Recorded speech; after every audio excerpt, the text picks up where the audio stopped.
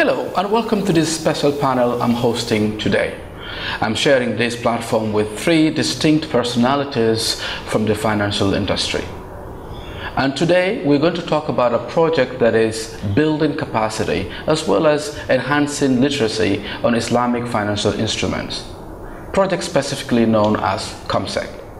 I'm sharing this platform with Mr. MediaMatic, Director of Budget, Ministry of Finance and Economic Affairs. Welcome. Thank you. And Mr. Essa Drame, Director, Financial Supervision Department, Central Bank of the Gambia. And Mr. Aliou Senghor, Project Coordinator. Thank you, gentlemen, for sharing this platform with me today.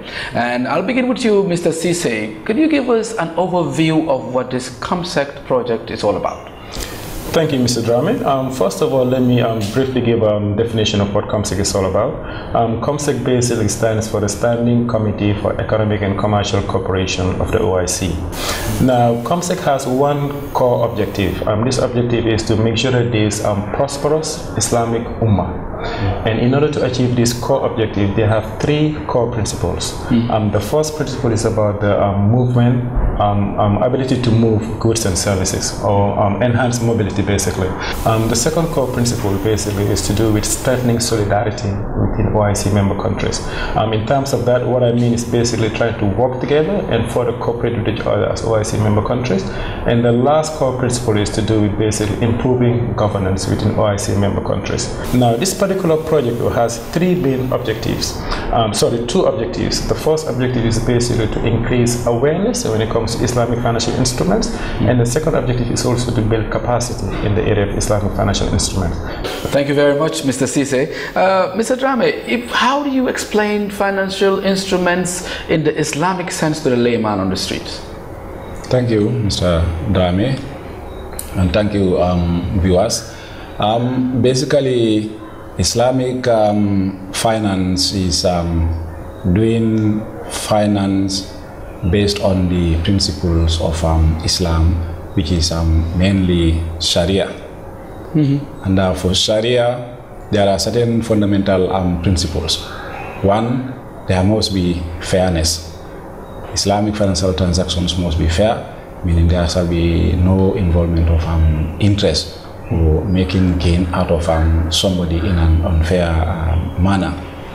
Islamic products are basically, or another principle of Islamic finance is to ensure that there is no uncertainty.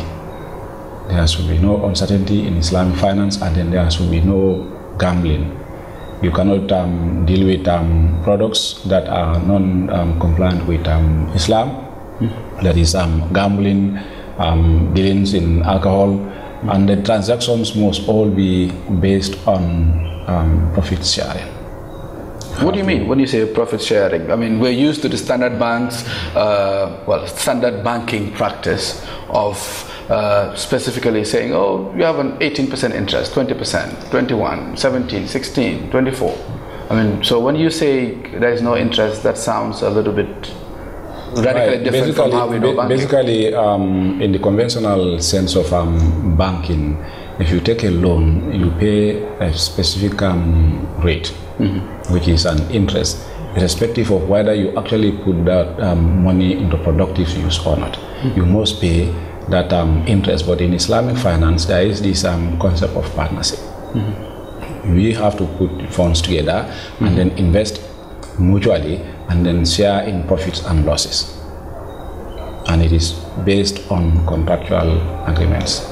We have to agree at the very beginning that we are putting our funds together as partners, and we will invest them into halal investments, and at the end we will share profits according to the agreed profit sharing ratio. Okay, thank you very much, Mr. Drame. Coming to you, Mr. Senghor, a baseline survey was conducted. What's the objective to conduct such a survey? All right, thank you very much. And we say hello to the viewers as well, and thank you for taking time to spend this time with us. As the focal person mentioned, Mr. Cisse, the three core objectives of this particular project, which was really 6 months in total, we had the key thematic areas you mentioned: capacity, awareness, eventually leading to hopefully increased availability of these instruments. So the baseline survey, what it sought to do was really just create the picture of what is the current state of Islamic finance. We targeted key segment groups because we think is we say, okay, all right, if we want to do a viable Islamic finance business model, there are key target segments. You know, you have the private sector operators, the banks, you have the regulators, you have training institutions that provide capacity in it, and then you also have obviously the general public who will eventually consume some of these services. So the idea was to effectively, on these key dimensions, availability, capacity, try for each of these target groups, find out effectively what the current state of affairs was with that. So which is what we sought to do in the baseline survey. We approached regulators from the Central Bank of the Gambia, different departments, microfinance department, insurance department, with the banking financial sector supervision department.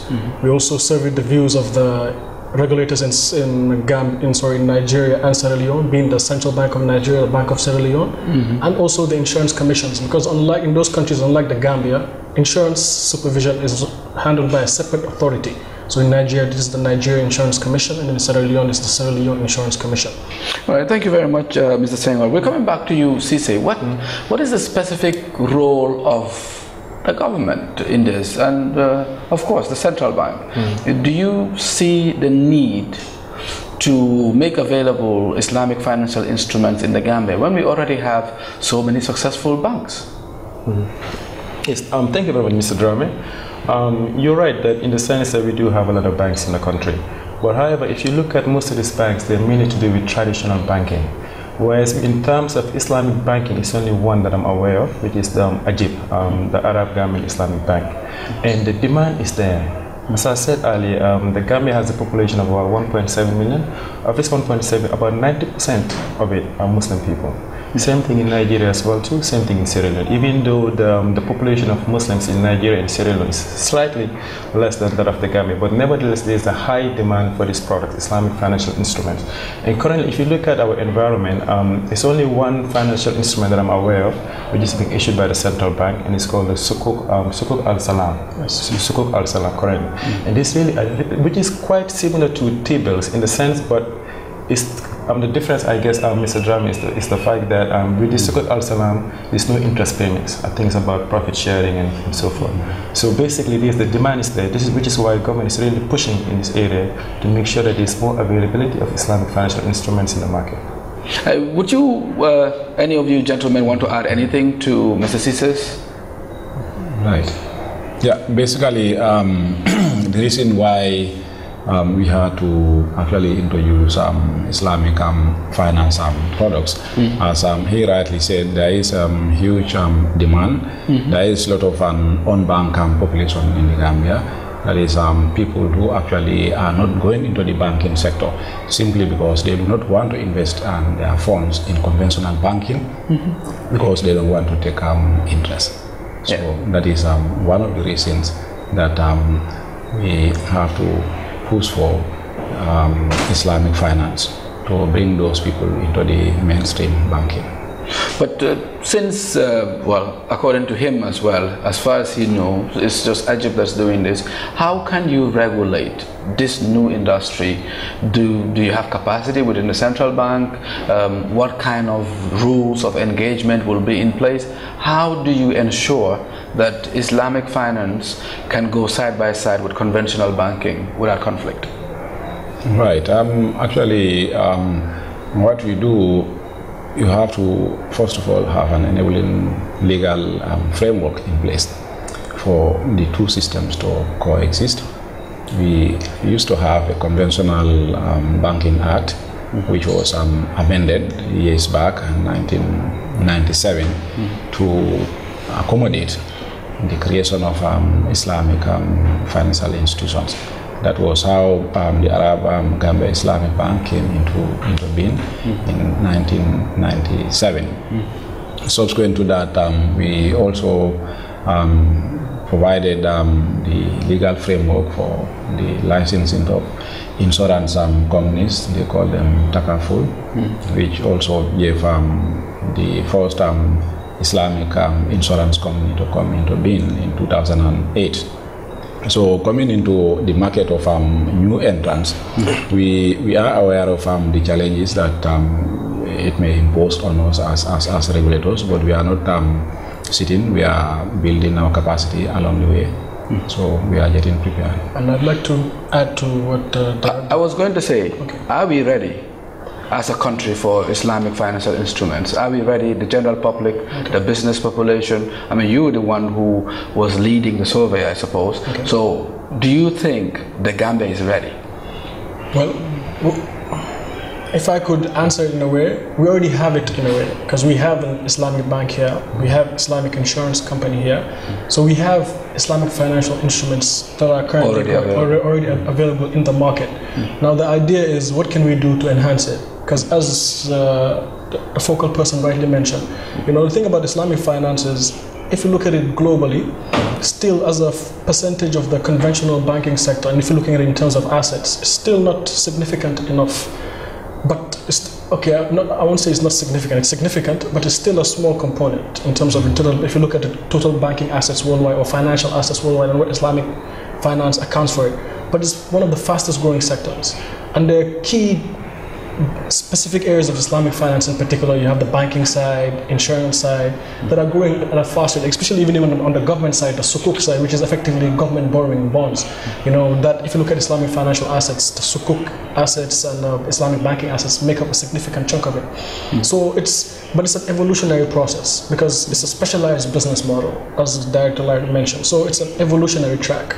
And this is not something that started now. This is something that the Central Bank of the Gambia, the government of the Gambia, has been doing over a period of time, and there are a number of steps that they have taken over the years, and this project in itself is just a continuation of that. Mr. Director, I was going to ask, how are we making sure that the general public is aware and prepared for Islamic finance? Thank you. Before I get to your question, let me just add to what the project coordinator just mentioned with regards to the demand of these Islamic financial instruments.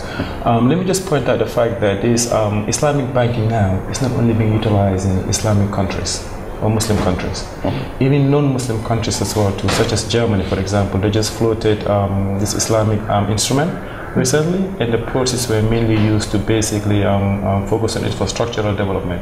Senegal too is going along the same line as well too. So really, the issue of Islamic banking is like all across the world. UK, for example, United Kingdom, for example, they have very strong foundation for Islamic banking as well too. So it's not only being utilized in Muslim countries, but also even in Christian countries as well too.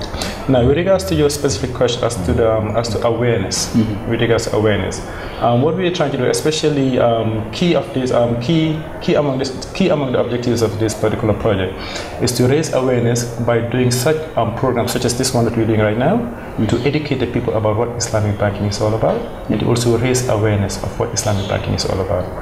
In addition to that too, we're also doing various radio programs as well too, radio announcements, telling people what Islamic banking is all about too.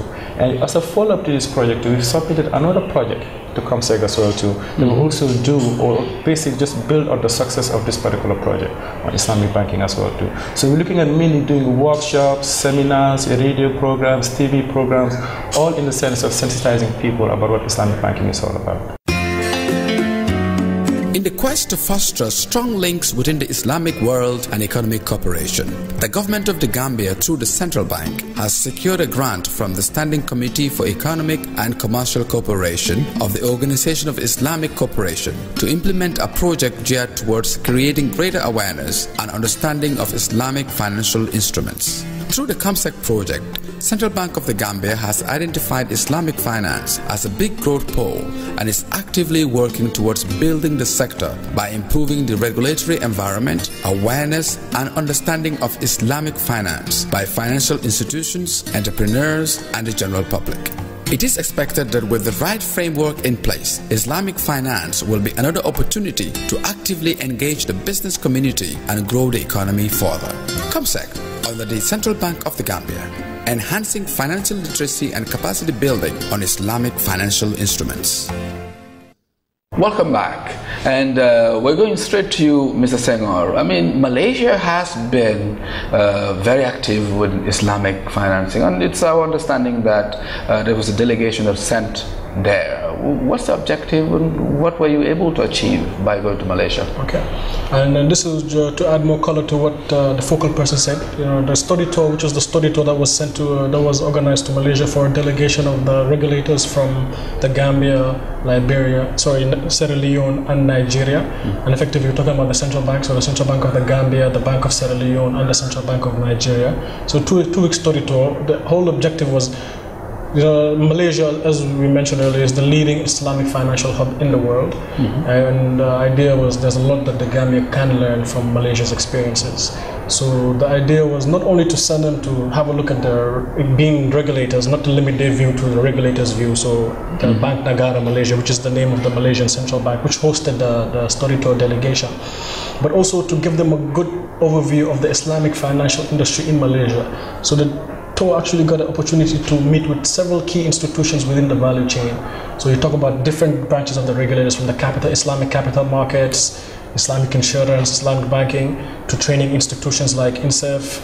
You have even private sector operators and private sector banks. So they got a chance to meet all of these institutions, and they got detailed presentations on all of them. So the idea was they find out what can you then come and educate us about the Islamic finance sector in Malaysia, and these experiences, how can we share it with people, so all the people who are key to boosting the sector going forward can get this knowledge.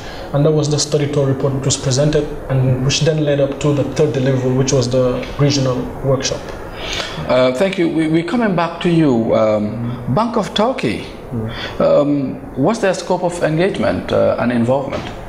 Okay, thank you, Mr. Drame. The Bank of Turkey is more of a development bank in Turkey. Basically, if you look at Comcec, Comcec is being hosted by the government of Turkey, and the chairman is the president of Turkey, His Excellency Recep Tayyip Erdogan. He's been a strong advocate of Comcec, but especially with regards to bringing solidarity within OIC member countries. Now, the Bank of Turkey, what they do, Development Bank of Turkey, they're the ones actually financing all these projects.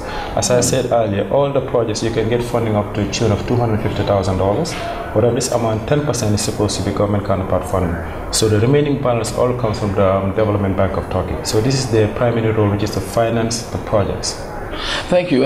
Coming back to Mr. Drame, are there any strategic initiative, plans, roadmap by the central bank regarding financial instruments, of Islamic financial instruments? Right, thank you, Mr. Drame. Yeah, definitely, yes. The central bank, as part of its strategic objectives, is ready to promote and support Islamic finance in the country. We started this journey years back, as I said earlier on, by reviewing our laws to change the Banking Act and make provision for the licensing and regulation of Islamic banks in 1997, and then the Islamic Insurance 2008. And also we have a draft bill which actually, when it's enacted, would give room for Islamic microfinance institutions to also operate in country.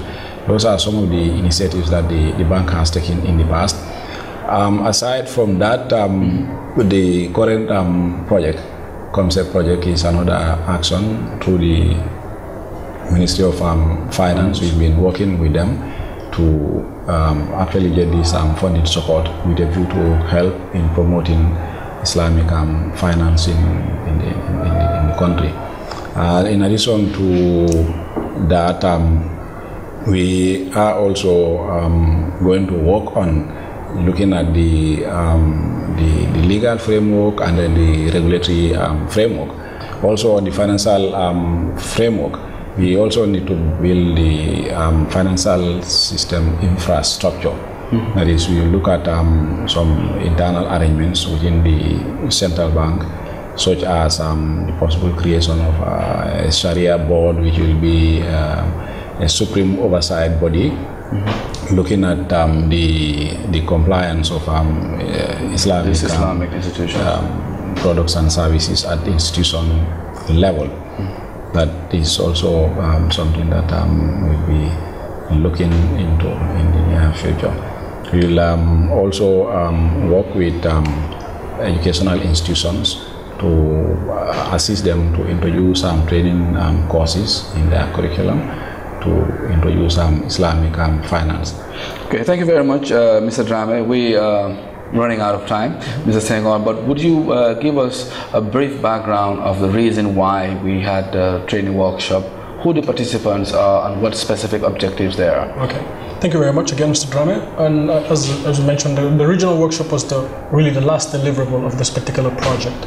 And that was held at the Ocean Bay Hotel September 14th and 15th. So we drew in participants from Bank Negara Malaysia, who were one of the key facilitators, and the regional regulators. So you had the Central Bank of Nigeria, the Nigeria Insurance Commission, the Bank of Sierra Leone, and the Sierra Leone Insurance Commission. And aside from that as well, you had a cross-section of local participants, because as the director mentioned, one of the key anchors of the central bank strategy to develop the sector is to rope in as much private sector participation so they can drive the agenda, and working with the Ministry of Finance to create the enabling environment.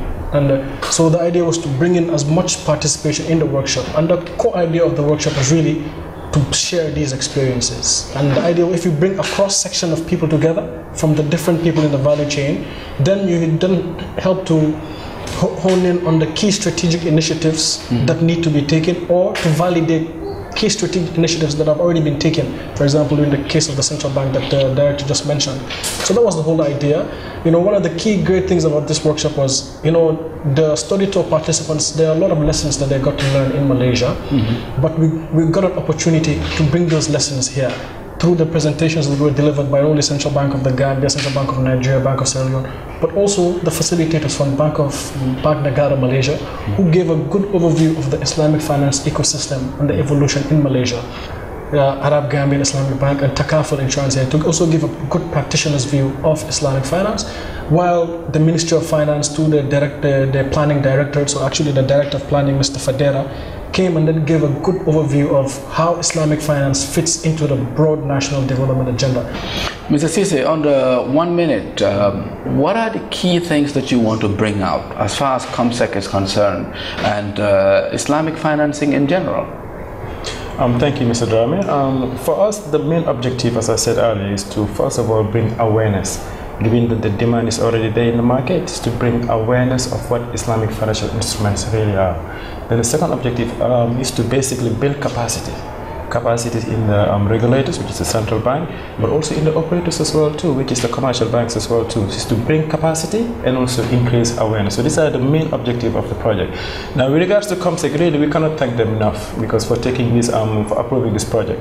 And moving forward too, we've just submitted another project, which is just a follow-up of this current existing project, and hopefully we're expecting also very good results from that one as well, and hopefully it will be funded by the Comcec as well. Finally, Mr. Senghor, as the project coordinator, how do you see Comcec? What are your impressions of it overall, implementation-wise and future? Well, I think as the focal person mentioned, one of the key aims of Comcec is the idea of solidarity. The OIC is one of the biggest multilateral institutions in the world. So it's a repository of knowledge, best practice, experience. So even aside from the funding bit, but it's the idea of sharing knowledge, sharing experiences. Malaysia, Central Bank of Malaysia is actually also a member of Comcec. So, and it's a center of excellence, global center of excellence in Islamic finance, one of the leading ones. So that repository, that's what Comcec gives. Gambia's membership to Comcec is one of the things, not aside from the funding that you can get for certain projects, but it gives the opportunity to share knowledge, share experiences, and for that we are eternally grateful, and it's an opportunity. And as I said, this is just because even amongst Comcec, this project funding cycle is something that's new within Comcec. I think it only started in 2014, where they actually started funding soft projects like of the sort. So we got an opportunity to get in from the ground. We are hoping to build a long-term relationship, not only with Comcec, but also with the OIC and also other partner countries. But also critically, it's an ecosystem. We need to develop it. So you need ownership from the private sector, key holders, and going forward, we are very hopeful. Mr. Sise, final words? All right, thank you very much, Mr. Drame. First of all, let me thank you personally for giving us this platform. Let me also thank my colleagues as well too, Mr. Drame and Mr. Senghor. Finally, also let me immensely thank Comcec really for financing this project, and also let me thank the Central Bank of the Gambia as well too for the superb job they've done when it comes to the implementation of the project, especially Mr. Drame himself and his entire team, Mr. Cham, Ali Matu. Really, they've been extremely supportive and extremely crucial in the successful implementation of this project. Finally, let me also give a word of thanks also to the project coordinator. Really, he's been very instrumental in the entire implementation of this project. He came very late, but as soon as he came in, really, things really started moving forward. And really, I cannot thank him enough. He played one of the most critical roles in this entire thing. And also, of course, the Central Bank Governor, and also the Deputy Governor. And also thank our viewers as well too for watching us. Thank you. Thank you very much. Well, the closing remarks, Mr. Drame. Thank you so much, Mr. Drame. I take the opportunity on behalf of the Governor of the Central Bank of the Gambia and the management, and on my own behalf, to thank Comcec and OIC for facilitating this project, and the Ministry of the government and the Ministry of Finance, through which all these things were made possible for the central bank to be the beneficiary of the project. I specifically thank the Central Bank of Malaysia. They have been very, very much supportive for hosting the study tour, and then also providing facilitators for the regional workshop. And one of the facilitators, actually, they fully funded his trip as their contribution to the project. So we cannot thank them for their generosity in making this project a success. I also extend our sincere thanks to project partners, the Central Bank of Nigeria and the Bank of Sierra Leone. We've been working with them, and their contributions are of great significance to the success of the project. So we thank them so much for the role that they play in making this project reality. And then the players, I thank all of them for taking part in the baseline study. They've all provided the needed responses to the questionnaires that were sent, which made it possible for us to have an idea of the status of Islamic finance within the member countries. We thank them for their participation in the baseline study, and also taking part in the regional workshop, which was well attended, as indicated earlier on, by all stakeholders, ranging from the financial institutions, the banks, the insurance companies, Islamic financial institutions, training institutions, as mentioned earlier on. They've all taken an active part, so we thank them so much for their cooperation and participation in the workshop. And I also thank our focal person, Mr. Sise. He said it, for 2 years we've been working tirelessly on making this project a reality. So we thank you so much, Mr. Sise, for your active role in making this project a reality. And our able coordinator, Aliu, we thank him so much. He is very hardworking, and he made the project what it is. So, Aliu, we thank you so much for your active role in the implementation of this project. And I take the opportunity to thank you also and your crew for facilitating this interview with a view to disseminate it and put across the message to the masses. And I thank each and everyone who actually take part, one way or the other, in making this project a success, and all the viewers for taking time to actually watch the program. And it is my hope and belief that together we can do it, and we should work together in concert to take Islamic banking to a high height, and then make the Gambia a hub for Islamic finance in Africa. Thank you. Thank you very much, Mr. Drame. Thank you, our viewers. My most learned professional panel here tonight, talking about providing capacity and literacy on Islamic financial instruments through the Comcec project. And the panelists for tonight were Mr. Baimadi Sise, Director of Budget, Ministry of Finance and Economic Affairs, and of course Mr. Essa Drame, Director of Financial Supervision Department, Central Bank of the Gambia, and Mr. Aliou Senghor, Project Coordinator for Comcec. Thank you, gentlemen, and it's been my pleasure having you tonight. In the quest to foster strong links within the Islamic world and economic cooperation, the government of the Gambia, through the Central Bank, has secured a grant from the Standing Committee for Economic and Commercial Cooperation of the Organization of Islamic Cooperation to implement a project geared towards creating greater awareness and understanding of Islamic financial instruments. Through the Comcec project, Central Bank of the Gambia has identified Islamic finance as a big growth pole and is actively working towards building the sector by improving the regulatory environment, awareness and understanding of Islamic finance by financial institutions, entrepreneurs and the general public. It is expected that with the right framework in place, Islamic finance will be another opportunity to actively engage the business community and grow the economy further. Comcec, under the Central Bank of the Gambia, enhancing financial literacy and capacity building on Islamic financial instruments.